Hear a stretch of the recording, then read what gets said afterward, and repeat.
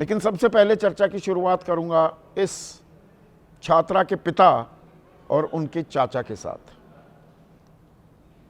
और हम आपका दुख समझ सकते हैं दोनों का, और मेरा कतई कोई प्रयास या ऐसी कोई मंशा नहीं है कि मैं आपके जख्मों को और कुरेदूं। पर बेटी डॉक्टर बनने चली थी और जिन संदेहास्पद हालात में मौत हुई है, और अभी बलात्कार की आशंका से भी इनकार नहीं किया जा सकता है, आपको कब पता लगा कि बेटी बेहोश है या वो अस्थिर हालत में है, अस्पताल ले जाई जा रही है? ये जानकारी सबसे पहले आपको कब मिली, किसने दी?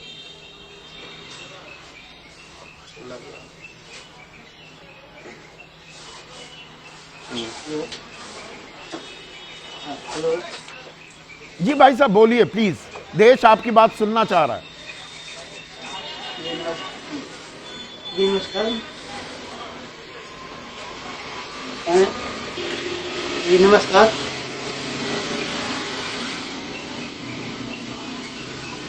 जी आप बोलिए। जी नमस्कार। जी नमस्कार। नमस्कार। जी मैं लड़के के पिता हूँ सर। जी लड़के के पिता हूँ सर।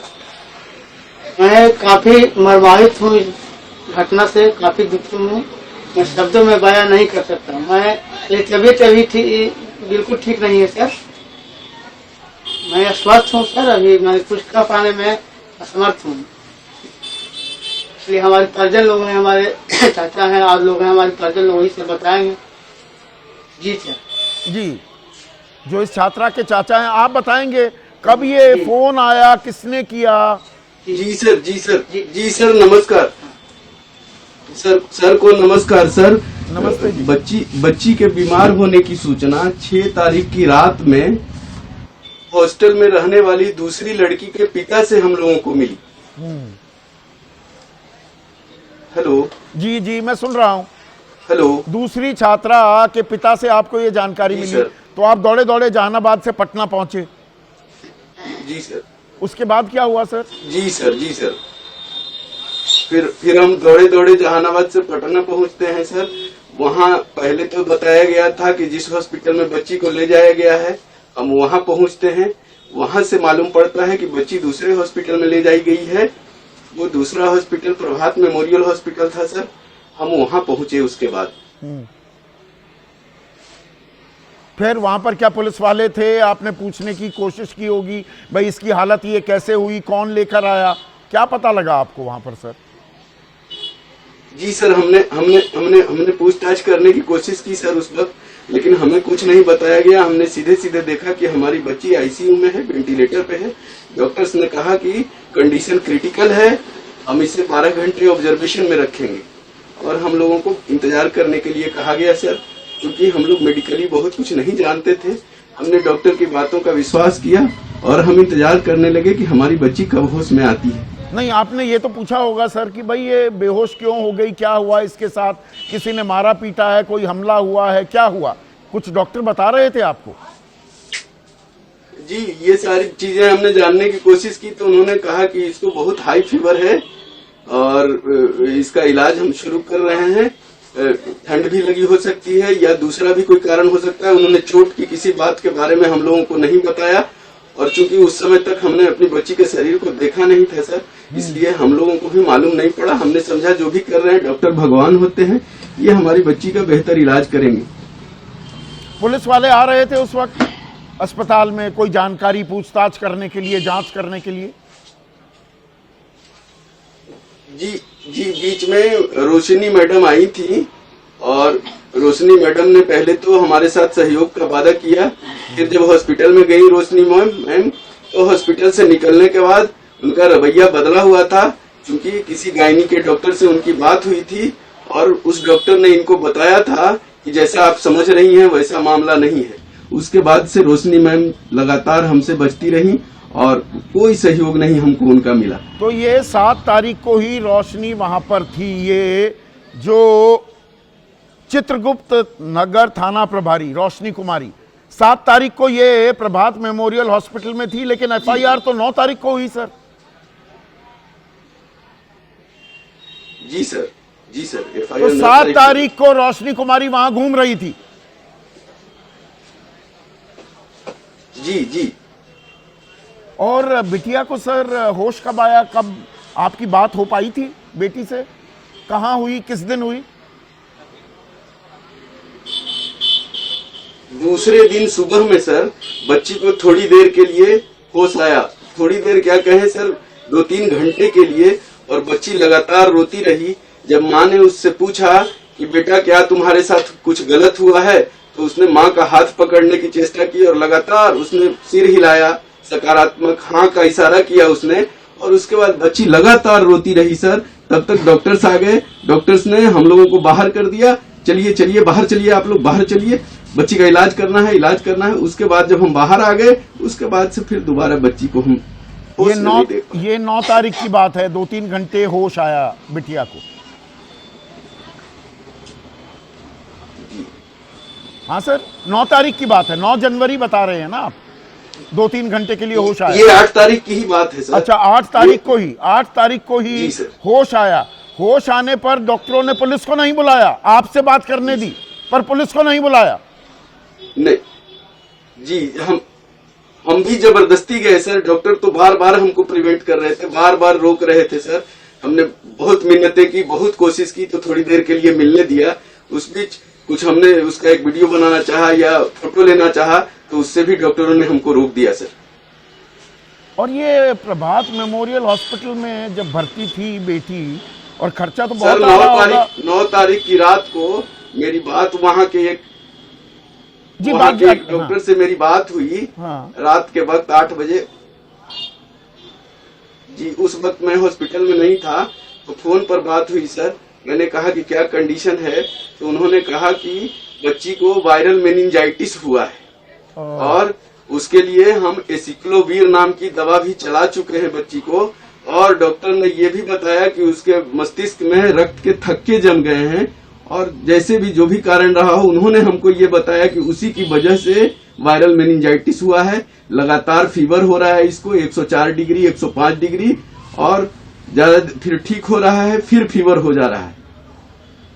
और सर ये बात है 9 तारीख की। हाँ जबकि इनके पास 8 तारीख को, नहीं, 9 तारीख की जो ये बात हुई 8 आपकी, तारीख को इनके ये पास सारे टेस्ट रिपोर्ट्स आ चुके मैं थे। समझ गया, पर मेदांता में रेफर किया गया। आप मेदांता लेकर गए बिटिया को अपनी, या ये प्रभात नहीं, मेमोरियल वालों ने नहीं, रेफर कर दिया? मेदांता सर नहीं सर, उन्होंने रेफर नहीं किया था। ये हमारी ही इच्छा थी। हम लोगों को लग रहा था कि इसको और बेहतर चिकित्सा के लिए हम किसी दूसरे अस्पताल में ले जाएं, क्योंकि इस अस्पताल के रवैये से इन पर से हमारा भरोसा उठ चुका था। अच्छा, ये बताइए, प्रभात मेमोरियल में शुरुआत में वो पैसे किसने जमा कराए, और बिटिया की सारी डिटेल या अटेंडेंट कौन था जब तक आप पहुंचे? भाई पैसे तो आवाज नहीं लगे आई होंगे सर, ना। फिर से दोबारा मैं ये कह रहा हूं, बिटिया का जो प्रभात मेमोरियल जी सर, पैसे लगे सर, लेकिन पैसे किसने भरे, आपने भरे? जी जी, पैसे हमने भरे सर, पैसे हमने भरे। नहीं, पर जब एडमिट किया जाता है तो एक लेकिन रकम शुरुआत में पहले ही कुछ- रखवा लेते हैं, तो वो रकम किसने दी ये आपने पूछा? नहीं, वैसा कुछ नहीं हुआ था सर। वैसा कुछ नहीं वैसा कुछ नहीं हुआ था, पहले नहीं रखवाई गई थी रकम। नहीं। और उसके बाद ये पोस्टमार्टम की रिपोर्ट में जब खुलासा हुआ कि गर्दन और कंधे के आसपास नाखून के गहरे घाव हैं, पीठ पर नीले निशान हैं, प्राइवेट पार्ट्स में भी चोट है, बहुत ब्लीडिंग हुई है, तब पुलिस वालों का रवैया क्या था? पहले जी, तो वो जी, सारे जी, मना जी, कर तब रहे थे। पुलिस वाले हमसे कह रहे थे कि ये डॉक्टर जो हैं, जिन्होंने पोस्टमार्टम की रिपोर्ट दी है, इस डॉक्टर का पहले भी रिपोर्ट्स विवादास्पद रहा है, इसलिए हमारा इस पर भरोसा नहीं है। इसलिए इन्होंने सेकंड ओपिनियन के लिए रिपोर्ट को एम्स रेफर किया, और हम लोगों का भी भरोसा नहीं था सर। इस तंत्र पर से हमारा भी भरोसा उठ चुका था, इसलिए हम लोगों ने वीडियोग्राफी करवाई थी पोस्टमार्टम फोरेंसिक की, विभाग और वहां के भी एचओडी ने कहा कि एसआईटी ने भी आधी अधूरी रिपोर्ट दे दी। एसआईटी भी लीपापोती कर रहा था सर। जी सर, जी सर। तो अभी आपको भरोसा है, मुख्यमंत्री से आपने मिलने की कोशिश की या गृह मंत्री सम्राट चौधरी से? सरकार का रुख और रवैया कैसा रहा है सर? सर अभी तक गृह मंत्री से तो हम नहीं मिल सके, लेकिन एसआईटी ने जिस तरीके से जांच की है सर, इससे साफ साफ लगता है कि मुद्दे को भटकाने की कोशिश हो रही है। जांच की दिशा उल्टी है। इनको अपराधियों को ढूंढना चाहिए था, उनको इंट्रोगेट करना चाहिए था।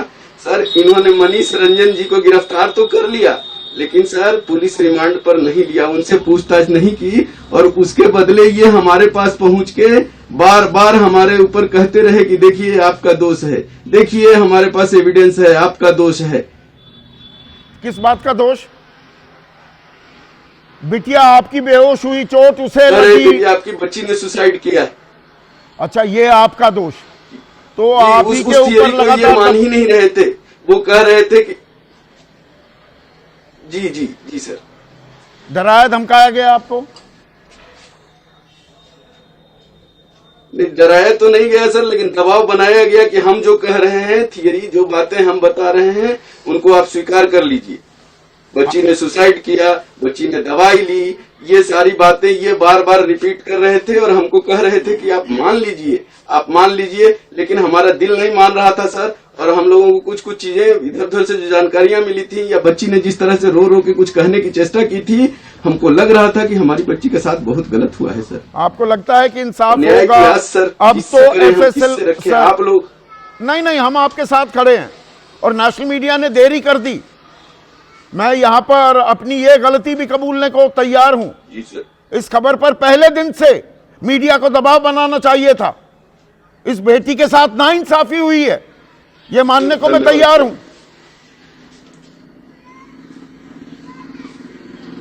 पर अभी आपको भरोसा है सिस्टम अभी भी देर आए दुरुस्त, शायद आपको इंसाफ मिलेगा। पूछ रही है सर, सारी बेटियां पूछ रही हैं इसके साथ क्या होगा, इसको भी इंसाफ मिलेगा कि पहले के मामलों की तरह इस मामले को भी दबा दिया जाएगा? नहीं, दबने तो हम देंगे नहीं, और सिस्टम तो चाहेगा कि दबे। और मैं आपका दुख साझा तो नहीं कर सकता हूं, पर मैं समझ जरूर सकता हूं। सर बड़ी आस है आपसे, पहले भी आपकी निर्भीकता और निष्पक्षता का मैं बहुत बड़ा प्रशंसक रहा हूं सर। नहीं, हम आपके साथ खड़े हैं और इस खबर का हम पीछा नहीं छोड़ने वाले हैं। जी सर। आपने इस दुख भरे वक्त में भी थोड़ा वक्त निकाला और हमें ये बातें बताई, आपका बहुत बहुत शुक्रिया।